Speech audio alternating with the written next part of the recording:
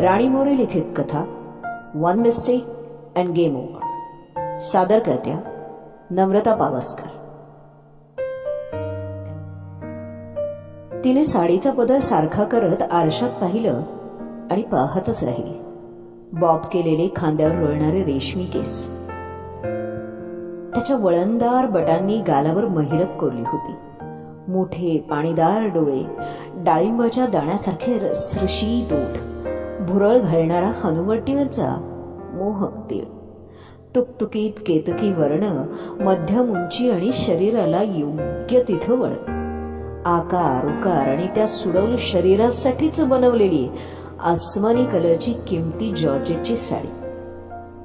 नीलाक्षी मोहित होऊन स्वतःच रूप निहाळत होती. तेवढ्यात फोनची रिंग वाजली. Hello Mrs Sharma. Hello Neelakshi, जल्दी नीचे आओ यार, देर हो रही है, मैं कब से पार्किंग में इंतजार कर रही हूं तुम्हारा. Yes yes yes Mrs Sharma, आ रही हूं, अभी आ रही हूं मैं. नीलाक्षीनं परत एकदा आरशात स्वतःला नखशिखांत न्याहाळलं आणि टेबलवरची डायमंडची पर्स उचलली. ही पर्स विभवने जर्मनीहून आणली होती. विभव, त्याच्या आठवणीसरशी तिने एक सुस्कारा टाकला. एवढा मोठा बंगला, गाडी, दागदागिने, सगळी सुख हात जोडून उभी होती. पण सुखाच्या राशीत लोळत असताना विभवचं नसणं टोचत असायचं सतत. करिअर याच वयात घडतं नीलू. मी खूप गरिबीत वाढलो. मला खूप पैसा कमवायचा आहे, खूप श्रीमंत व्हायचंय मला. त्याचा अखंड ध्यास आणि त्याच ध्यासापायी ते सतत दौरे, मीटिंग, त्याचं बाहेर राहणं. घरात आपली एक बायको आहे, तिच्या काही आशा अपेक्षा असतील असं चुकूनही त्याच्या डोक्यात येत नव्हतं. नीलाक्षी येऊन गाडीत बसली. मिसेस शर्मांची टकळी चालू होती, पण नीलाक्षी फक्त मान हलवत होती. कारण शरीरानं ती गाडीत बसली असली तरी मनानं गाडीच्या वेगाच्या 4 पट वेगानं भूतकाळात हरवली होती. विभू, ऐक ना. काय ग नीलू? लॅपटॉपवरची नजर न काढता त्यानं विचारलं. विभू, मला काहीतरी हवंय. नीलू, तुझी तू घे काय हवं ते, मला त्रास देऊ नको प्लीज. आपण चान्स घेऊया ना प्लीज. तिने लाडीकपणे त्याच्या गळ्यात हात टाकले. नीलू, स्टॉप इट यार, व्हॉट इज दिस नॉनसेन्स. त्याने तिला दूर लुटलं. अजून खूप काही अचीव करायचंय, मला अडकवू नकोस प्लीज. तो रात्रभर लॅपटॉपवर काम करत राहिला आणि नीलाक्षी उशी भिजवत राहिली. सकाळी ती उठली तेव्हा तो निघून गेला होता. नवीन प्रोजेक्टसाठी दिलेला जातोय. एका ओळीची चिठ्ठी नोटपॅडवर निपचित पडली होती आणि त्या दिवसापासून नीलाक्षीचा पुनर्जन्म झाला. पार्लर, किटी पार्टी, क्लब, जुगार, ड्रिंक, स्मोकिंग, शॉपिंग, हाय सोसायटीचा सगळ्या माणूस तिनं आत्मसात केला. एक साधी सुधी सोज्वळ मुलगी त्या मॉडर्न जगात हरवून गेली आणि जन्माला आली मिसेस नीलाक्षी विभव जहागीरदार. आजची पार्टी होती मिसेस भल्लांकडे, तिच्या शौनकच्या बर्थडे प्रित्यर्थ. शौनक म्हणजे तिचा अल्सेशियन कुत्रा. पण त्याला कुत्रा नाही म्हणायचा. नीलाक्षीने हॉलमध्ये नजर फिरवली. तिच्या मैत्रिणी फ्रेंड सर्कल जमलं होतं. एक जात सगळ्या मेकअप मधल्या सुंदर पण निर्जीव वेगळी रंगातल्या बाहुल्या. प्रत्येकीच्या वेगवेगळ्या पण एकाच व्यथेच्या कथा. कोणालाही त्यांच्यासाठी वेळ नव्हता. बाकी सगळं होतं आणि तेच दुःख विसरण्यासाठी त्या एकत्र जमायच्या, धमाल करायच्या. 2-2 पेग घशात ओतले की मेकअपचा मस्कारा बाजूला सारून सगळ्या वेदना डोळ्यातल्या पाण्यासकट उतरून गालावर यायच्या. तिला बघताच मिसेस इनामदारांनी हाक मारली. Hello Neelakshi, come here darling, let's join us please. त्यांना पार्टनर हवा होता रमीचा डाव खेळण्यासाठी. नीलाक्षी त्या टेबलला जॉईन झाली. खाणं, पिणं, गप्पा, गॉसिप, साड्या, दागिने यांचं प्रदर्शन झालं. आणि गप्पा सौंदर्यावरून वेगळ्याच विषयावर पोहोचल्या. मिसेस चॅटर्जींनी बॉम्ब धमाका न्यूज दिली होती. पार्टी संपली. नीलाक्षीची खूपच तारीफ झाली. आणि ती खोटी नव्हतीच. नीलाक्षी होतीच तशी स्वीट अँड हॉट. ती हवेत तरंगतच घरी आली. पण रिकामं घर तिच्या अंगावर आलं. चेंज करताना तिने समोरच्या आरशात पाहिलं. दगडातून मूर्ती कोरावी असा घाटदार बांधा. विभवचं दुर्लक्षित करणं तिला टोचत होतं. भावना अनावर झाल्या. तिने विभवला फोन लावला. खूप वेळ रिंग वाजत राहिली. ती पुन्हा पुन्हा ट्राय करत राहिली. एवढ्यात त्याचा मेसेज आला. I'm busy. Don't disturb me. डोळ्यातल्या पाण्याची जागा आता रागानं घेतली.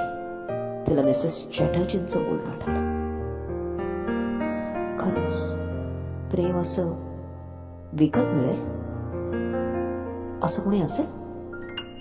नाही. तो तर फक्त एक सौदा असेल तो. तिने ते विचार पटकन झटकून टाकले आणि परत विभवचा नंबर डायल केला. रिंग आली, पण रिसीव्ह न करता फोन स्विच ऑफ केला त्याने. 24 तासात 2 मिनिटंही वेळ मिळवून येत या माणसाला. अवहेलना, दुःख, एकटेपणा आणि तरुण शरीर. नीलाक्षीचं मन अपमानानं पेटलं आणि त्याच तिरमिरीत तिने मिसेस चॅटर्जींनी दिलेला नंबर काढला आणि डायल केला. सकाळी सूर्य डोक्यावर आला तरी नीलाक्षी बेडवरच होती. तिच्या तना मनात तृप्ती भरून राहिली होती. तो आला आणि गेला सुद्धा. नाही, गेला नाही तर उरला. तरल, हळुवार, एखाद्या मोरपिसासारखा. त्याचं बोलणं, त्याचं फुलवणं जणू युगायुगांचा प्रेमी. पण ते डील होतं फक्त ते. तिच्या अंतर्मनानं आठवण करून दिली. अनिच्छेने तिनं आळस झटकला आणि बाथरूम मध्ये शिरली. पण विचार काही झटकता येत नव्हते. ते एखाद्या उन्हाळ वासराप्रमाणे पुन्हा पुन्हा तिथंच घोटाळत होते. ती शॉवर खाली उभी राहिली आणि बेल वाजली. कोण आलं असेल आता? जाऊ दे, जाईल परत. पण बेल पुन्हा पुन्हा वाजत राहिली. शेवटी ती कसाबसा गाऊन घालून डोक्याला टॉवेल गुंडाळत बाहेर आली. डोरबेल वाजतच होती. कोण तडमडले? जरा धीर म्हणून नाही. तिचा पारा चढला. तू? त्याला बघून ती हैराण झाली. पेमेंट केलंय मी तुझ्या एजन्सीमध्ये. पण त्याला भान नव्हतं. तिचं ते डवरलेल्या मोगऱ्यासारखं ओलेत रूप बघून तो जणू मूकबधीर झाला होता आणि तिचे ओढाळ वासरासारखे उधळलेले विचार त्याच्या मर्दानी भावून डोळ्यात जाऊन स्थिरावले होते. नकळत पुन्हा रात्रीच्या वादळाची पुनरावृत्ती झाली. आणि मग रोज होतच राहिली. पाखरू घायाळ आहे हे त्यानं रात्रीच्या तिच्या वागण्यावरूनच ओळखलं होतं आणि अलगद प्रेमाचे दाणे पेरले होते. त्याचा अंदाज परफेक्ट होता. पाखरू स्वतःच अलगद जाळ्यात अडकलं होतं. तिच्याकडे पैशाची कमी नव्हती. तिला प्रेम हवं होतं आणि त्याला हवा होता फक्त तिचा पैसा. त्यासाठी तो एक देवाना दरफई का आशिक लीलया प्ले करत होता. नीलाक्षीचे दिवस फुलपाखरासारखे उडत होते आणि रात्री चांदणं गोंदत होते. आणि अचानक एक दिवस वीज कोसळवी तसा विभवचा मेसेज आला. 2 दिवसात तो परत येणार होता कायमचा. नीलाक्षी सैरभैर झाली. नीलाक्षीने रडत रडत त्याला ही बातमी सांगितली. पण तो तिच्या अपेक्षेविरुद्ध शांत होता. तुला काहीच वाटत नाहीये का? तिनं व्याकुळ होऊन विचारलं. सॉरी मॅडम, पण खरं सांगायचं तर वाईट वाटतंय हे. आणि नाही. म्हणजे हा माझा व्यवसाय आहे मॅडम. इथे मी फक्त कॅरेक्टर प्ले करतो, समोरच्या व्यक्तीला हवं तसं, आणि त्याचा मोबदला घेतो. मी कुठेही गुंतत नाही. आणि वाईट ह्या गोष्टीसाठी वाटते की खूप पैसेवाल्या कस्टमर भेटतील मला.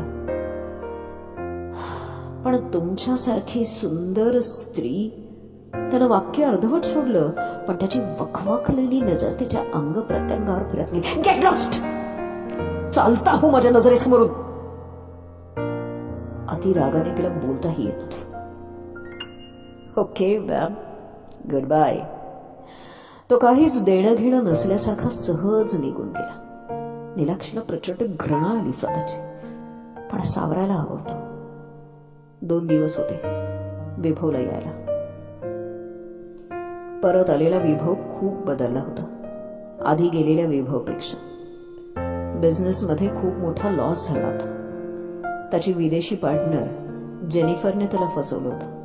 आता इथेच राहून नवीन बिझनेस सुरू करायचा विचार होता त्याचा. नीलाक्षी त्याची खूप काळजी घेत होती. त्याच्या कामात तीही त्याच्या बरोबरीनं मेहनत करत होती. नीलू, मी खूप दुखवलंय ग तुला. माझ्याही मुखात तुला वेळ देऊ शकलो नाही मी, प्रेम देऊ शकलो नाही, तुला समजू शकलो नाही. पण आता या सगळ्याची भरपाई करणार आहे मी.